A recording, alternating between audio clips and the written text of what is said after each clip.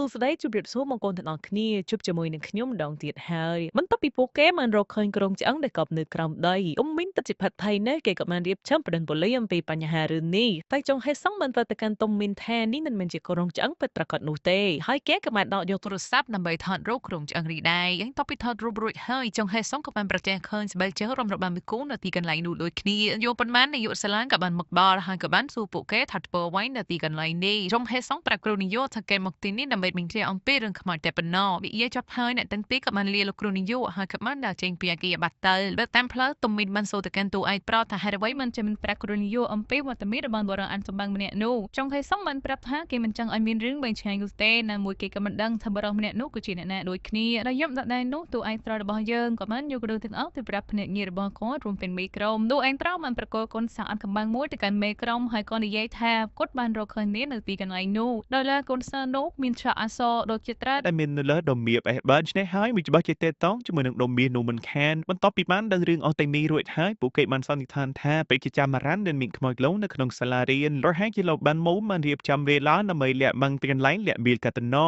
ឆ្នេះហើយប្រសិនមកពួកគេចង់រកកន្លែងលាក់មួយនោះឲ្យឃើញគេត្រូវតែចូលចិត្តទៅកាន់លោកស្រីសូវ៉ាហើយនឹងក្រុមប្រឹក្សាពិបាលរបស់សាលារៀនប៊ូយ៉ុងត្រឡេកមកកិននោះនាយកសាលាវិញតែនេះក៏កំពុងតែរាយការណ៍រឿងរ៉ាវដែលបានកើតឡើងប្រតិកម្មលោកស្រីសូវ៉ាស្រីសូវ៉ាពេលនេះទើបតែបានដឹងដូចគ្នាថារឿងខ្មោចនេះត្រូវជារៀបចំឡើងដោយលោកម៉ាងមូនតែប៉ុណ្ណោះមីនកំពុងនិយាយរឿងខ្មោចមួយរឿងទៀតប្រតិកម្មតួឯងត្រូវរបស់យើងរឿងនេះគឺតាក់ទងទៅនឹងនីលិកានៅក្នុងសាលារៀនលើមក12យប់មិនមានហ្វះណាម្នាក់ហ៊ាននៅក្នុងសាលារៀននោះទេក៏ព្រោះតែពួកគេបាននិយាយថាមានភ្នែកក្រហមមួយគូនោះបង្ហាញខ្លួនចេញមកឯនេះចង់ឲ្យសមមិនយកភេសជ្ជៈមួយកំប៉ុងប្រកល់ឲ្យសន្តិសុខក៏ព្រោះតែគាត់បានដឹងហើយខាសន្តិសុខម្នាក់នេះគឺជាបរិយាអាត់កំបាំងដែលកញ្ញាញូនៅក្នុងបន្ទប់ក្រោមដីចង់ឲ្យសង្ឃឹមថានឹងអាចរកព័ត៌មានបន្ថែមអំពីសន្តិសុខម្នាក់នោះរដ្ឋាភិបាលបានខកចិត្តយ៉ាងខ្លាំងក៏ព្រោះតែសន្តិសុខម្នាក់នោះមិនបានដឹងអំពីព័ត៌មានដែលមានប្រយោជន៍ដល់រឿងក្តីរបស់គាត់ឡើយឯនេះនៅក្នុងសាលារៀនអ្នកគ្រូអូហេបានឃើញតេស៊ូកំពុងតែធ្វើបាបតុំមីននៅឆៃដននេះក៏បានដើរចូលទៅរកពួកគេតែតេស៊ូបានជាគម្រាមអ្នកគ្រូថាយកល្អក៏មកពាក់ព័ន្ធជាមួយនឹងរឿងគេល្អជាងក៏ព្រោះតែនេះពេលនេះគឺមិនមែនជាគ្រូពេញសិទ្ធនៅក្នុងសាលារៀននេះនៅឡើយទេបន្ទាប់ពីតេស៊ូបានចាក់ចេញទៅអ្នកគ្រូអូហេក៏បានសួរតុំមីនថាតើមានរឿងអ្វីកើតឡើងមីនភ័យខ្លាចថាតេស៊ូនឹងសុំសិទ្ធគេដូច្នេះហើយក៏បានប្រាប់អ្នកគ្រូអូហេថាមិនមានរឿងអ្វីកើតឡើងចំពោះគេឡើយពេលនៅតួឯកត្រង់កំពុងគ្នានិយាយគ្នាជាមួយនឹងភ្នាក់ងារសិមិត្តរបស់គាត់ព្រាននោះគាត់ក៏បានធ្វើស្ត្រីចំណាស់ម្នាក់កំពុងតែត្រូវការជំនួយបន្ទាប់ពីគេបានជួយប្រមូលគេក្រដាស់នោះរួចហើយទើបគេបានដឹងថាស្ត្រីចំណាស់ម្នាក់នោះគឺជាលោកយាយរបស់តុំមីនគេបានអរគុណចុងហេសងដែលបានជួយយកអាសាលោកយាយរបស់គេក្រឡេកមើលមកគិននេះគ្រូអូហេវិញម្ដងនៅតាមផ្លូវត្រឡប់ទៅគេនឹងកំពុងតែគិតអំពីរឿងនេះបាននិយាយគ្នាជាមួយនឹងមិត្តរួមការងារកាលពីថ្ងៃមិញអ្នកគ្រូអូហេក៏បានដឹងថាតេសូគឺជាកូនប្រុសរបស់អភិជននៅក្នុងសាលារៀនគ្មាននរណាហ៊ានរាយការណ៍អំពីរឿងមិនល្អរបស់គេនោះទេអំបីតែក្រុមប្រឹក្សាពិបាលរបស់សាលារៀនក៏នៅតែទុកមុខមាត់អស់ពុកម្ដាយរបស់គេដែរយូរប៉ុន្មានចុងហេសុំមិនទទួលទូរស័ព្ទសុំជំនួយពីតុងមីនមីនបានប្រាប់ថាលោកយាយរបស់គេទេនេះត្រូវបានប៉ូលីសចាប់ខ្លួនហើយក៏ព្រោះតែតេសូមិនប្រាតែសញ្ញាបត្ររបស់លោកយាយគេតែពុព្រឹត្តមកតែមើលខុសឆ្មារថ្ងៃបន្ទាប់នៅក្នុងការប្រកែករបស់សាលារៀនបានសរសេរថាតេសូបានធ្វើម៉ាប់មិនរួមថ្នាក់គេធានទាំងម៉ាប់ប្រព្រឹត្តបទល្មើសជាលបែងខុសច្បាប់ទៀតផ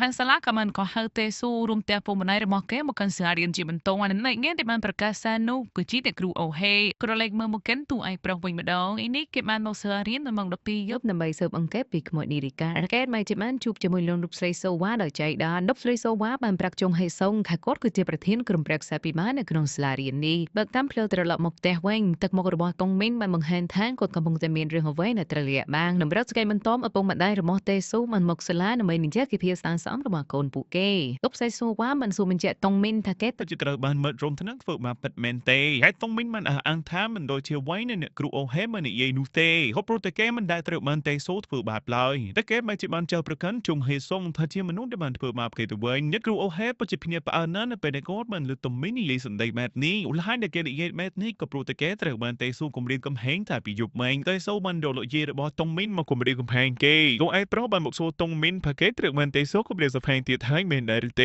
េតុងមីនបានសុំតជុំហេសុងហើយនិយាយថាគាត់គឺមិនមានជំរឿសនោះទេប្រសិនបើគេមិនព្រមធ្វើតាមសម្ដីរបស់តេស៊ូនោះលោកយាយរបស់គេច្បាស់ជាមិនអាចរស់នៅបានទៀតឡើយតុងមីនបានសួរតឯងត្រូវតែទឹកភ្នែកថាហេតុអ្វីមិនជាគេមិនខឹងនឹងគាត់បែបនេះអូហេសុងគេបាននិយាយ ទាំងក្លែងថាវាមិនមែនជាកំហុសរបស់ឯងនោះទេតែនេះដែរជំហេសុំត្រូវបានខាងសាលារៀនចោទប្រកាន់យ៉ាងធ្ងន់ធ្ងរថាបានធ្វើបាបទៅកាន់មិត្តរួមថ្នាក់ដោយសារតែកេនមិនបង្ហាញខ្លួននៅក្នុងសាលាគណៈកម្មការវិន័យក៏បានសម្រេចខណៈបណ្ដឹងគេចេញពីសាលារៀននៅពេលដែលក្រុមវិន័យរៀបនឹងបញ្ចប់តែក្តីទៅហើយភាននៅមីគ្រូអងហេក៏បានពន្យាពេលសម្រាប់ជំហេសុងបញ្ចុះប៉ុន្មានជំហេសុងក៏បានបង្ហាញខ្លួនរួមជាមួយនឹងសាកសីដ៏សំខាន់របស់គេម្នាក់ទៀតរូលហានទីគេមិនបានចូលរួមនៅក្នុងការកាត់ក្តីដោយសារតែគេកំពុងតែតាមរកសាកសីដ៏សំខាន់ម្នាក់មុននឹងគេទៅសាលារៀនជំហេសុំបានទៅកន្លែងប្រព្រឹត្តបទល្មើសល្បែងស៊ីសងរបស់ពួកគេអស់ទាំងនោះបង្ធំដែលនៅក្នុងក្រុមមិននឹកស្មានថាត្រឹមតែជាសិស្សវិទ្យាល័យម្នាក់បែរជាហ៊ានមកអត់ប្លង់នៅកន្លែងពួកគេទៅវិញបញ្យល់ប៉ុន្មានការប្រយុទ្ធរបស់ពួកគេក៏បានចាប់ផ្ដើមឡើងម្នាក់ងារសមារបស់ជាតិមិនមែនជាក្មេងសាស្ត្រវត្តដែលពួកគេអត់យកឈ្នះបានងាយនោះទេតិចបង្ថត់ចុងហេសុងក៏បាននាំយកបង្ធំរបស់ក្រុមនេះទៅកាន់សាលារៀនហូបប្រទេសគ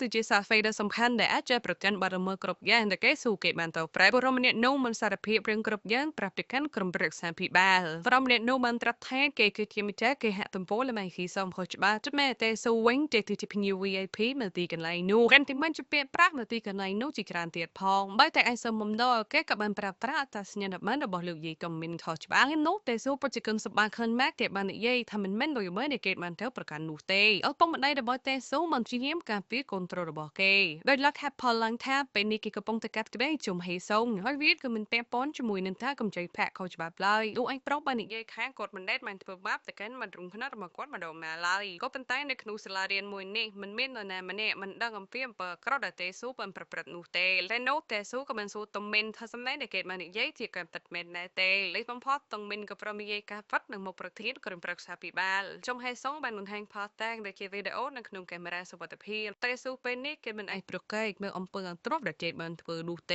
េហើយនោះគេក៏បានស្ទុះទៅវាយចុងហេសុងមួយដៃចុងកណ្ដាលមុខចុងហេសុងមិនបានឈរនៅស្ងៀមឲ្យទីវីគាត់ពេនចិត្តនោះទេគាត់ក៏បានសងទៅវិញចាំមួយដៃកណ្ដាលមុខដូចគ្នាបន្ទាប់ពីឃើញកូនប្រុសត្រូវបានទេវីគាត់ក៏បានស្ទុះចូលទៅការពារកូនប្រុសតែអ្នកគ្រូអូហេក៏បានបោកគាត់តែបានប្រើក្បាច់យូដូទៅសូជំនាញការកាត់ក្តីរបស់ក្រុមប្រឹក្សាវិន័យទើបមិននឹងទេសួរចេញពីសាលារៀនបុយយមចំណែកអ្នកគ្រូអូហេវិញកាន់តែមានភាពស្និទ្ធស្នាលជាមួយនឹងសិស្សប្រុសរបស់សង្ហារបស់គាត់បើថ្ងៃបន្ទាប់ចុងហេសុំបានព្យាយាមចូលទៅជិតនាឡិកាប៉ូរបស់សាលារៀននៅពេលដែលកែងកំពុងតែព្យាយាមបើគម្របនាឡិកានោះយូជីនក៏បានបង្ហាញខ្លួនឡើងយិនបានសួរចុងហេសុងថាកំពុងតែធ្វើអ្វីជាមួយនឹងនាឡិកាមួយនេះអូហេសុងបានប្រាប់ថាគាត់គិតថានាឡិកានេះមិនជាមានតម្លៃខាងណាហើយបពិទេសោត្រូវបានម្ដងចេញក្រុមប្រឹក្សានិស្សិតតែនេះគឺនៅកន្លែងកំណែមួយកន្លែងឥឡូវនេះពួកគេកំពុងតែព្យាយាមជ្រើសរើសយកមនុស្សម្នាក់ដើម្បីមកបំពេញចន្លោះរបស់ទេស៊ូអ៊ីនយូដែរទូឯងប្រុសក៏បានមើលឃើញនាឡិកាមួយនៅក្នុងរូបថតរបស់ក្រុមប្រឹក្សានិស្សិតវាពិតជាមានរូបរាងដូចគ្នាបែបបិទទៅនឹងនាឡិកានៅក្នុងសាលារៀនដែលគិតថានាឡិកាដែលគេកំពុងតែតាមស្វែងរកប្រហែលជានាឡិកាមួយនោះហើយក៏ប៉ុន្តែក្រៅពីក្រុមប្រឹក្សានិស្សិតមិនមាននរណាម្នាក់អាចចូលទៅក្នុងបន្ទប់អ្នកនាឡិកានោះបានហើយឧទាហរណ៍ក្រុមប្រឹក្សាបាននិយាយថាបើសិនជាចុងហេសុងចង់ចូលទៅក្នុងបន្ទប់នេះគេតែត្រឡប់ចូលទៅធ្វើជាក្រុមប្រឹក្សានិស្សិតជាមុនសិននោះគេមិនជាអាចចូលទៅក្នុងបន្ទប់នេះបានដោយសេរីមិនបោអង្គញូចុងហេសុងក៏បានទៅប្រាប់អ្នកគ្រូអូហេថាកាន់តែបំណងប្រាថ្នាចង់ខ្លាយទៅជាសិស្សនៅក្នុងក្រុមប្រឹក្សានិស្សិតគ្រូអូហេពិតជាភ្ញាក់ផ្អើលខ្លាំងណាស់នៅពេលដែលបានដោយសម្ដីបែបនេះចេញពីមាត់របស់ចុងហេសុងអ្នកគ្រូអូហេបាននិយាយថាវាមិនមែនជារឿងងាយស្រួលនោះទេដែលអាចខ្លាយទៅជាក្រុមប្រឹក្សានិស្សិតសិនជាគេចង់ចូលរួមនោះគេត្រូវតែបំពេញលក្ខខណ្ឌទាំង3យ៉ាងរបស់ក្រុមប្រឹក្សានេះជាមុនសិនលក្ខខណ្ឌទី1គឺត្រូវតែមានចំណាត់ថ្នាក់ស្ថិតនៅក្នុងកម្ពុជាទាំង10របស់សាលា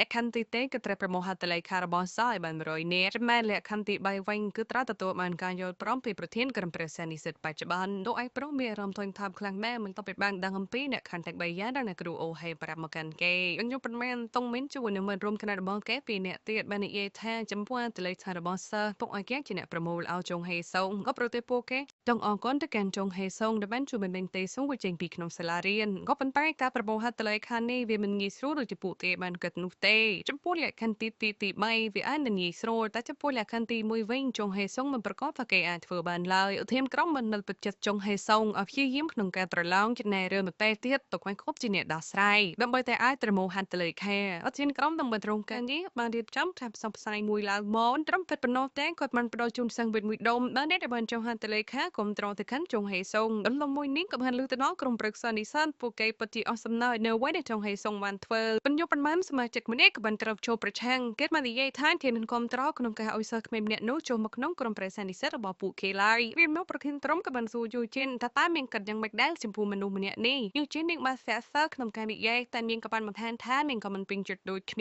ារលែកមកកាន់ប្រធានក្រុមវិញថ្ងៃនេះក៏បានប្រកាសហត្ថលេខាទ្រព្យចំនួន ខ្លួនឲ្យទៅកាន់តួឯករបស់យើងមេក្រុមនិយាយថាតែញាតិរបស់គាត់បានធ្វើរួចរាល់ហើយនៅសតតែការងារដែលចុងហេសុងគេត្រូវធ្វើតែប៉ុណ្ណោះយីជីតបានសែសុំមកចុងហេសុងកុំចូលរួមនៅក្នុងក្រុមប្រឹក្សានេះសិតអីតួឯកត្រង់បានជាយាមសួរហេតុផលតែយីជីននេះបានជាខឹងសប្បាហើយសៃលើថានេះក៏មិនឡែកត្រាប់គេបាននោះទេអ៊ីកមិននិយាយទៀតថាបើសិនជាគេនៅតែចង់ចូលទៅក្នុងពីនោះនាមប្រកាសជាមកអក្រាបវាតែស្ញិនប៉ិតរបស់គេមិនខានចុងហេសុងពិតជាឆ្ងល់ខានម៉ែហេតុអ្វីបានជាយូជីនចាំឲ្យគេចូលទៅក្នុងក្រុមប្រឹក្សាបែបនេះរលេចមើលមកកិនលោកស្រីសូវ៉ាវិញម្ដងនាយកសាឡាយបានមកប្រាអំពីដំណឹងដែលចុងហេសុងសំចូលទៅក្នុងក្រុមប្រឹក្សានិស្សិតលោកស្រីសូវ៉ាក៏បានសុំឲ្យនាយកសាឡាតាមខ្លំមើលចុងហេសុងឲ្យជាប់ក៏ប្រតិនេះគិតថាចុងហេសុងគឺមិនដូចជាសិស្សធម្មតានោះទេថ្ងៃនេះតួឯងប្រូមិនប្រាប់អ្នកគ្រូអូហេថាគេមានជំងឺផ្លាសាយដូច្នេះគេមិនអាចទៅសាលារៀនបាននោះទេអ្នកគ្រូអូហេមិននិយាយថាមិនអីនោះទេនេះនឹងទៅសួរសុខទុក្ខគេដល់ផ្ទះតែម្ដងលើបាត់មីព្រាមចុងហេសុងក៏បានតាក់ទងទៅកាន់ប្រធានក្រុមដើម្បីរៀបចំបន្ទប់មួយទុកសម្រាប់សិស្សប្រុសរស់នៅ